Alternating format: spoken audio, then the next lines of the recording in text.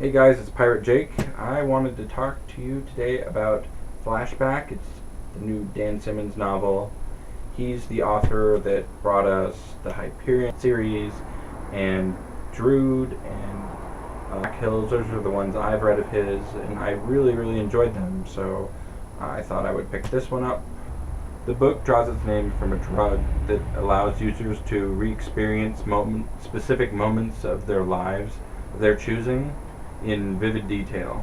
Set in the not-so-distant future, about 2040, the plotline follows Nick Bottom, who is a defunct detective who's been kicked off the police force because he's become an addict to Flashback, so he can relive moments in his life with his wife, who has died in a car wreck.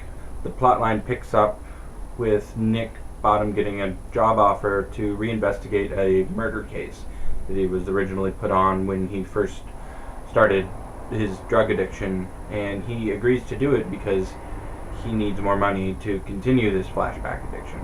Dan Simmons kind of bills this novel as his first and only dystopian novel, and it really fits the genre, at least starting out it does.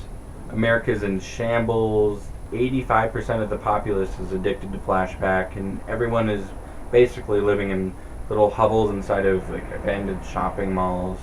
The male youth of the population has kind of formed into gangs, and they go around killing and maiming and hurting people and raping them just so they can relive these moments in their Flashback episodes. So it sounds kind of like a cool premise, but I really didn't like the novel. I got to go to the book signing and I was very excited. Some friends of mine bought me a copy of the book and I got it signed by the author. I loved every book I've read by Dan Simmons so far. I mean, the Hyperion series just kind of blew my mind. Drood was amazing, and it made me love Charles Dickens even more than I already do. And Black Hills was just phenomenal. I cried at the end of it. It was really good, so I expected a lot from this book. A very odd thing happened at the book signing. Dan Simmons read from the book, which isn't odd, and talked about it a little bit. But then he said that the book had nothing to do with his own personal political opinions. He even said that no one really knew his political opinions and wouldn't have any clue about them after reading his novel. And I thought that was really odd because reading this book, it's one of the most political books I've ever read, at least works of fiction. I don't know why an author would write something so political and not agree with the political stance of the book. So some examples: Dan Simmons spends lots and lots of pages talking about the GDP versus the national debt of our current era right now. He mentions global warming and how much of a fallacy it was, and reveals it as such in the future. In the future, there's a Muslim caliphate. It's basically Islamic extremists, and they control all of Europe, and they've bombed Israel with nuclear warheads and destroyed it.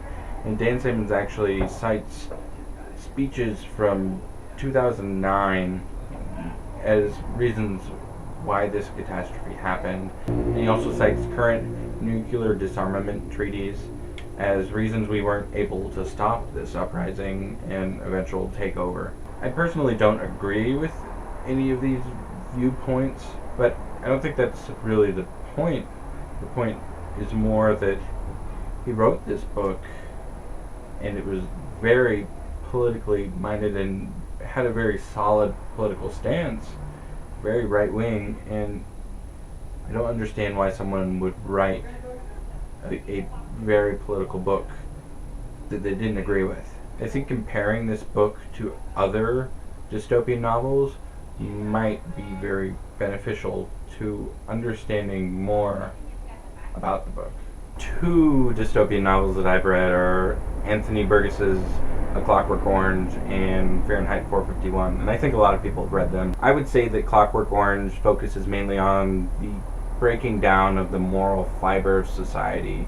The main character, Alex, he goes around and rapes and kills and beats up people just for the sheer enjoyment of it. His character acts kind of like a mirror, in an exaggerated manner, held up to the reader to show them what society is like and what people are like, and that's how it's used as a commentary on the present date that Burgess is writing from.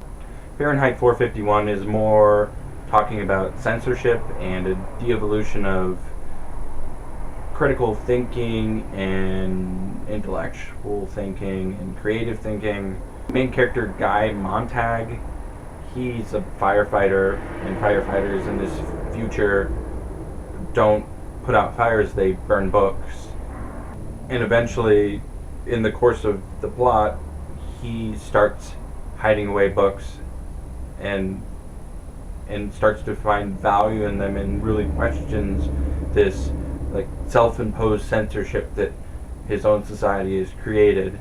So he's more of a last glimmer of hope, like a little vestige of what things used to be like, and that's really what Ray Bradbury is doing with that. Flashback is much more scattered.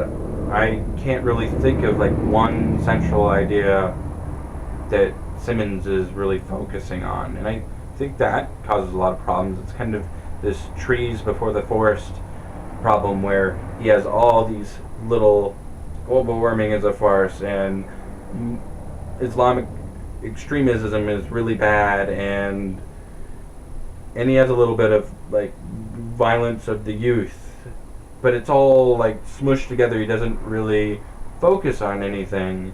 Another problem is a lot of the issues he brings up are very removed from the characters and the setting and the plot line.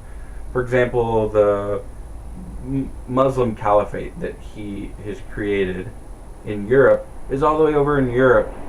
The book, the plot line takes place in America. It's like this huge, hulking, giant, looming force that is very threatening, but it doesn't affect the characters. It's not in the setting.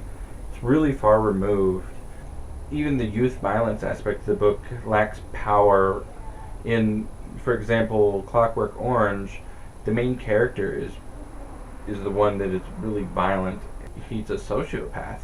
And in this book, none of the characters really are that way. It's more that they're surrounded by this violence. I feel like Fahrenheit 451 and A Clockwork Orange are trying to say, take a look at what we've become, or take a look at what we are doing. Flashback is really saying, take a look at what is happening to us. Although that's very telling of the times we are in right now, doesn't make for a very great dystopian novel. It makes for a very empty novel, and I think that is the big problem with it. Maybe that's what Dan Simmons is trying to point out, that in society right now we feel that things are just happening to us and that there's nothing we can do about it. And I don't know. And I'd be interested to know what other people think. If you've read the book, what do you get from it? So I'd love to hear other people's responses. And I will talk to you later.